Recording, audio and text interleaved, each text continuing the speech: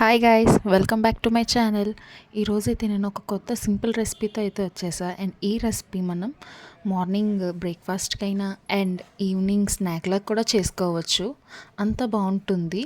And దీనికి కావాల్సిన ingredients కూడా చాలా తక్కువ అండ్ ఫాస్ట్గా కూడా అయిపోతుంది.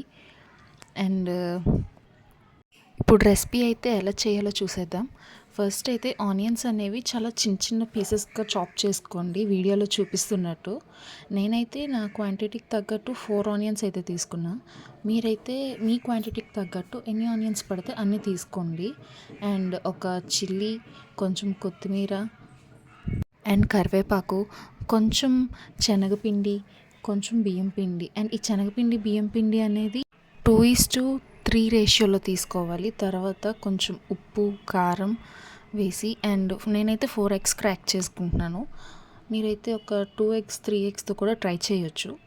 అండ్ మొత్తం విస్కర్తో ఫుల్గా ఉండలు లేకుండా విస్కర్తో కలపండి. అండ్ తర్వాత క్వాంటిటీకి తగ్గట్టు లైట్గా వాటర్ యాడ్ చేసుకొని దోశ బ్యాటర్ కన్సిస్టెన్సీలోకి వచ్చేలా చూసుకోండి.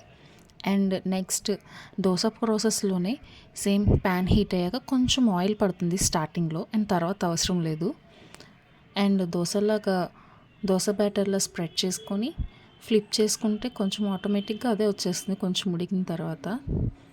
అండ్ రెడీ మన సింపుల్ రెసిపీ. ఎలా ఉందో ట్రై చేసి చెప్పండి.